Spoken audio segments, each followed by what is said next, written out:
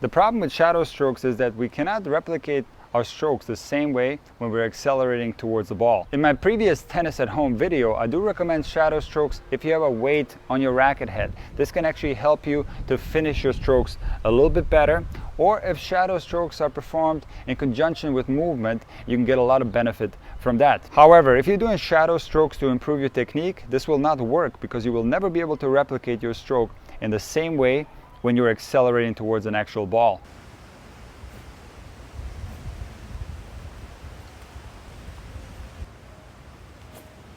And what's missing is the context of the ball. Whether it be a hand feed or an incoming ball, when there's a ball present, we are going to sequence the acceleration in a much different way than on a dry shadow stroke. I'm going to show you a way how you can accelerate towards the ball at home safely without breaking anything, but to do that you will have to sacrifice a set of strings.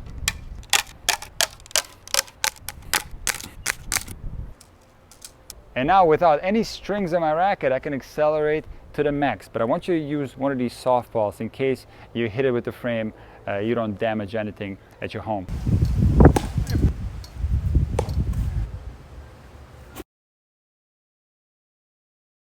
And you can practice the forehand, the backhand, and the serve. And what you'll find is when there is a ball to be struck and you accelerate, several things are going to take place intuitively that you're not going to be conscious of.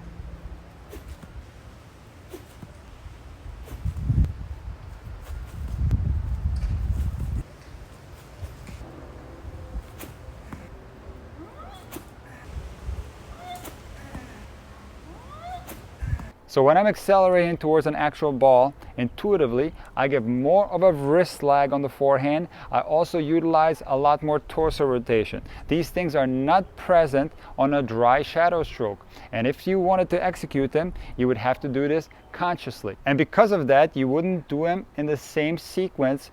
And more importantly, you wouldn't do these technical elements with the same amount of acceleration.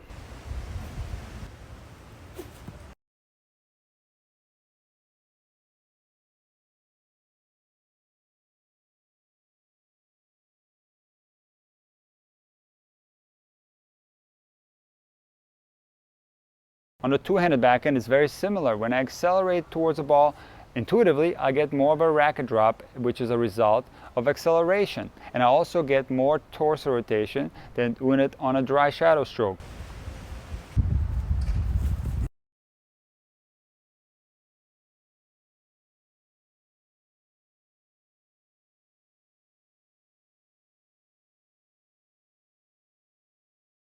And the same as the forehand, if you were to consciously execute these technical elements, you wouldn't do them in the right sequence, and more importantly, you wouldn't do them with the same amount of acceleration.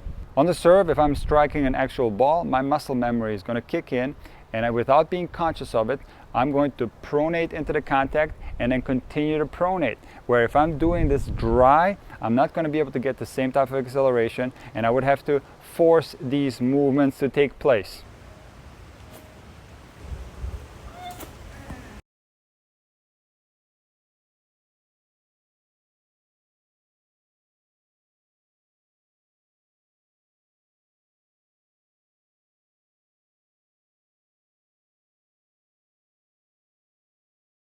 Guys, I recommend that you give this a try. This is going to be the most realistic replication of your strokes, and you therefore are going to be building the correct muscle memory so that when you get back onto the courts, you're going to be ready to play.